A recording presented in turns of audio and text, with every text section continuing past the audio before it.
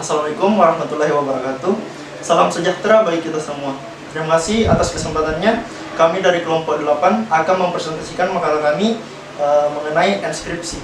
Perkenalkan, nama saya Naldi. Perkenalkan, saya Andika Sumpah. Perkenalkan, nama saya Nantri Sustanto Perdana. Saya ya. Baiklah, saya akan memaparkan materi kelompok kami tentang cara kerja enkripsi pada WhatsApp. Mungkin kita tidak asing lagi ketika melihat kata enkripsi pada aplikasi perpesanan WhatsApp kita, baik itu pesan, panggilan, dan sebagainya. Tetapi, apa maksud dari kata tersebut? Apa tujuannya dan bagaimana cara kerjanya? Sebelum kita masuk kepada enkripsi, yang harus kita pahami terlebih dahulu adalah apa itu perusahaan WhatsApp atau gambaran umum tentang perusahaan ini. WhatsApp adalah aplikasi jejaring sosial media perpesanan online. WhatsApp didirikan pada tanggal 24 Februari 2009 yang bertempat di Mount View, California, Amerika Serikat. WhatsApp diambil alih oleh Facebook pada tahun 2014 dan resmi menjadi anak cabang perusahaan Facebook. WhatsApp menggunakan Decimal Protocol yang dirancang oleh Open Visual System untuk enskripsinya.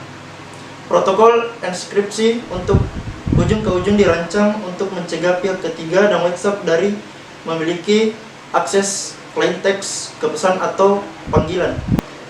Yang pertama yang penting untuk kita ketahui adalah bagaimana pesan WhatsApp kita dikirim di internet.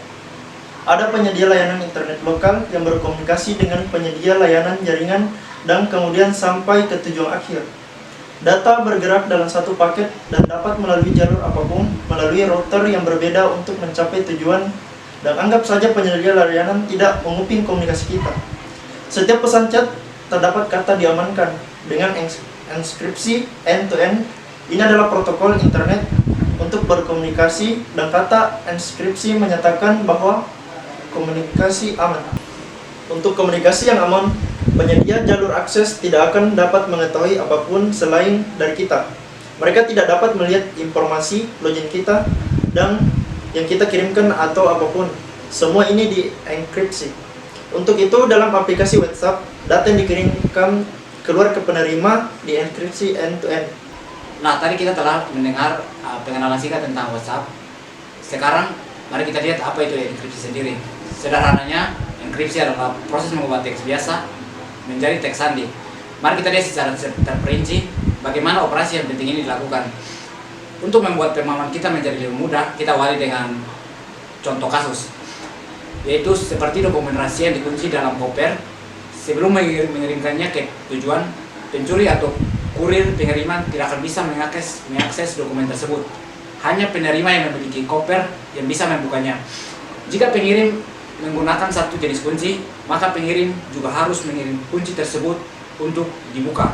Di sini, pusat distribusi kunci yang bisa diandalkan adalah bagian yang bertanggung jawab untuk memindahkan kunci dari pengirim ke penerima. Jika penerima menggunakan kunci yang sama untuk membuka koper, hal itu disebut dengan enkripsi simetris. Jika kunci pembuka berbeda dengan kunci penutup, metode enkripsi tersebut disebut dengan asimetris. Namun bagaimana jika kunci tersebut dicuri? Jika kunci untuk membuka dokumen dalam koper tadi dicuri, maka dengan mudah seseorang dapat membuka koper dan mengetahui isi dokumen tersebut. Nah, bagaimana agar kunci yang kita miliki tadi tidak boleh diketahui oleh orang lain? Untuk mengatasi masalah ini, WhatsApp merancang sistem penguncian yang cerdas atau enkripsi asimetris yang lebih modern, yaitu menggunakan dua kunci pribadi dan publik. Pihak WhatsApp sendiri menggandeng perusahaan swasta Signal Protocol yang dikembangkan oleh Open WhatsApp System.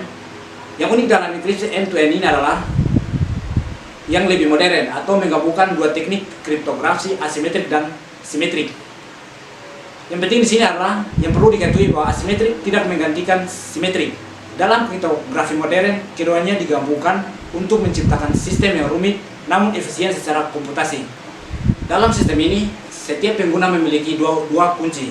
Pengguna mengirimkan salah satu kuncinya ke pusat distribusi kunci. Ini berarti kunci tersebut tersedia untuk umum. Kunci ini disebut dengan kunci publik. Masih ada satu kunci lagi yang dimiliki oleh pengguna dan tidak dibagikan kepada siapapun. Kunci ini bersifat pribadi untuk setiap penggunanya. Pusat distribusi kunci yang bisa diandalkan adalah bagian yang bertanggung jawab untuk memindahkan kunci dari pengirim ke penerima, yaitu KDC. Tujuannya untuk mengenkripsi pesan secara otomatis ketika pesan akan dikirim. Nah, sebagai contoh, misalnya di sini kita akan mengirimkan pesan kata halo pada pesan WhatsApp kita. Yang pertama, kita mengetikkan pesan biasa kata halo atau masih dalam bentuk plain text. Kemudian secara otomatis dienkripsi dengan kunci publik menjadi ciphertext. Setelah sampai ke penerima, didekripsi kembali dengan kunci pribadi pengguna. Kita sudah melihat bahwa pengunci ditutup dengan kunci publik hanya dapat dibuka dengan kunci pribadi yang sesuai. Bisa kedua kunci ini memiliki bentuk yang acak? Bentuk kunci harus terhubung dengan satu cara, yaitu kunci tombol harus terhubung atau algoritma tidak akan berfungsi. Hubungan efisiensi antara tombol-tombol ini adalah bahwa mereka berhasil dari produk dua bilangan prima, yaitu melalui suatu algoritma. Dalam algoritma aktual, bilangan prima tidak secara langsung digunakan untuk menghasilkan kunci publik dan pribadi. Algoritma yang digunakan dalam metode privat publik disebut RSA. Pertanyaan adalah, mengapa menggunakan bilangan prima? Faktorisasi algoritma bekerja cukup cepat ketika faktornya bukan bilangan prima.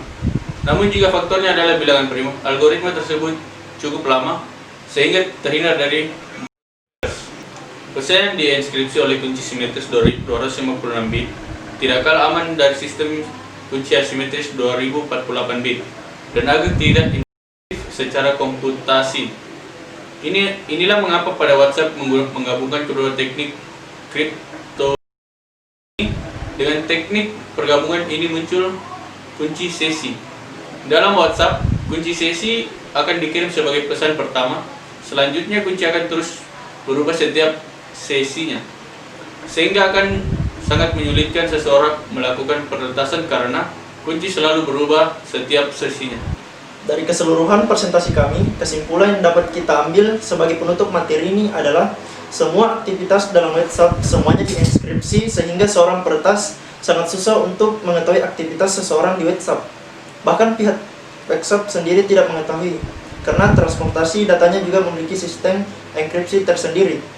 Server WhatsApp tidak memiliki akses ke kunci pribadi pengguna WhatsApp. Dan WhatsApp pengguna memiliki opsi untuk memverifikasi kunci untuk memastikan integritas komunikasi mereka. Sekian presentasi dari kelompok kami. Kami harap apa yang kami sampaikan dapat menambah wawasan bagi kita semua. Terima kasih.